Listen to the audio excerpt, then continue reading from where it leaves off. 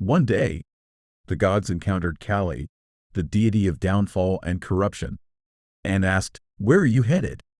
Kali replied, "I'm going to attend Damayanti's Svayamvara. The gods laughed and said, "We're returning from there. Damayanti has already chosen Nala, ignoring all others. You might as well turn back." Disappointed, Kali grew bitter and sought revenge on the couple, waiting for the right moment. But Nala gave Kali no chance, ruling the kingdom of Nishada in splendor. However, Nala had a weakness. He loved gambling. Kali found his opportunity through Nala's fondness for dice. Nala was usually meticulous about his cleanliness and health, knowing that cleanliness is next to godliness. But one evening, he made a small mistake. During his evening prayers, Nala forgot to wash his feet thoroughly, and Kali took advantage, entering Nala's body. Soon after, Nala's brother, King Puskara, invited him to a game of dice. Following the traditions of a Kshatriya, Nala accepted the challenge. But under Kali's influence, Nala's gambling spiraled out of control, and he lost everything, his wealth and even his kingdom. Sensing the impending disaster, Damayanti sent their 2 children, a boy and a girl, to her parents for safety. They traveled in a chariot driven by Varshnaya.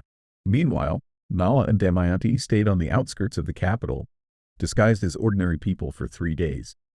No one dared to approach them, fearing the new king, Puskara. The former king and queen survived only on water. During their stay, Nala spotted birds with golden wings resting nearby. Hoping to catch them, he threw his garment over the birds, but they flew away, taking his garment with them. From the air, the birds called out, "We are the dice that you lost to. We have come to deceive you once more." Nala's clothes were gone, taken by the birds, so he had to share Damayanti's clothing. They continued walking until they reached a crossroads.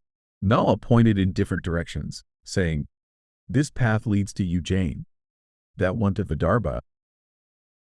This one goes to Ayodhya, and that track takes us to the Deccan. Where should we go?" Damayanti suggested, "Let's go to Vidarbha and stay with my parents." But Nala, feeling ashamed, responded, "I can't show my face in Vidarbha. You should go to your parents alone. At least you can find happiness there." Damayanti, deeply loyal, said, "How could I leave you? A wife is needed most during hard times. In hunger or thirst, in joy or sorrow, I will serve you. Please let me stay by your side." Together, they wandered the forest, and eventually, Damayanti fell asleep beneath a tree. Nala, overwhelmed by grief, looked at her, his once royal queen now resting on the bare ground. He thought that if he left her there, she might go back to Vidarbha on her own. With a heavy heart, he gently tore a small piece from her garment and quietly walked away.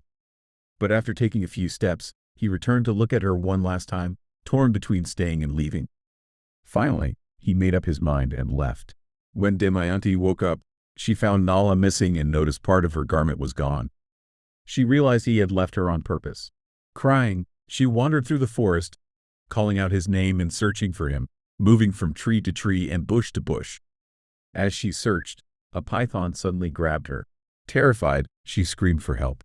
Her cries were heard by a local man, who rushed to her rescue, killing the snake.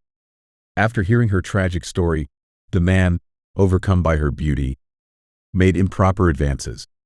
Enraged, Damayanti cursed him, and he was instantly burned alive by the power of her righteous anger.